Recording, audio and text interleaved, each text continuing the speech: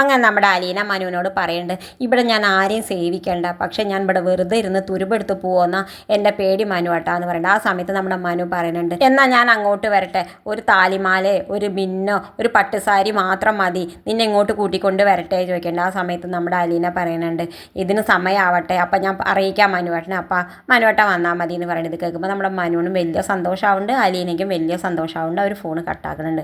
പിന്നെ കാണിക്കുന്നത് നമ്മുടെ മനു പിറ്റേ ദിവസം നമ്മുടെ ബാലചന്ദ്രൻ്റെ വീട്ടിലേക്ക് പോകുന്നുണ്ട്. ആ സമയത്ത് നമ്മുടെ ആൻറ്റിയോട് ചോദിക്കുന്നുണ്ട്, എന്തൊക്കെ ആൻറ്റി സുഖമല്ലേ എന്നൊക്കെ ചോദിക്കുന്നുണ്ട്. ആ സമയത്ത് നമ്മുടെ വൈജ പറയുന്നുണ്ട്, എങ്ങനെ സുഖമാവാനാ, എൻ്റെ ജീവിതം മുഴുവൻ നശിപ്പിച്ചിട്ടല്ലേ മറ്റവൾ പോയണത് എന്ന് പറയുന്നുണ്ട്. ആ സമയത്ത് നമ്മുടെ വൈജയോട് മനു ചോദിക്കുന്നുണ്ട്, ആൻറ്റി ഒരിക്കലെങ്കിലും ചിന്തിച്ചിട്ടുണ്ടോ ആൻറ്റിയുടെ അമ്മയും ആങ്ങളമാരും മക്കളും എന്തുകൊണ്ടാണ് ആൻറ്റിക്ക് എതിരായിട്ട് നിൽക്കണമെന്ന് ചിന്തിച്ചിട്ടുണ്ടോ ചോദിക്കുന്നുണ്ട്. ആ സമയത്ത് നമ്മുടെ വൈജ മനുവിനോട് പറയുന്നുണ്ട്, നീ വലിയ ബുദ്ധിമാനല്ലേ, എന്നാൽ നീ പറഞ്ഞതാ എന്തുകൊണ്ടാണ് അവർ എതിരായിട്ട് നിൽക്കണമെന്ന് പറഞ്ഞതാന്ന് പറയുന്നുണ്ട്. ആ സമയത്ത് നമ്മുടെ മനു പറയുന്നുണ്ട്, ആൻറ്റിയുടെ പാസ്റ്റ് അറിയുന്നുണ്ട് എന്ന് പറയുന്നുണ്ട്. പാസ്റ്റോ, എന്താ മനു നീ പറയണമെന്ന് പറയുന്നുണ്ട്. ആൻറ്റിയുടെ ജീവിതത്തിൽ നിന്ന് ഒരിക്കലും അലീന ഒഴിഞ്ഞു പോയി എന്ന് വിചാരിക്കേണ്ട, അവൾക്ക് അങ്ങനെ ഒരിക്കലും ഒഴിഞ്ഞു പോകാൻ കഴിയില്ല, ആൻറ്റിക്ക് അവളെ ഒരിക്കലും നിസ്സാരമായിട്ട് തള്ളി മാറ്റാനും പറ്റില്ല എന്ന് പറയുന്നുണ്ട്.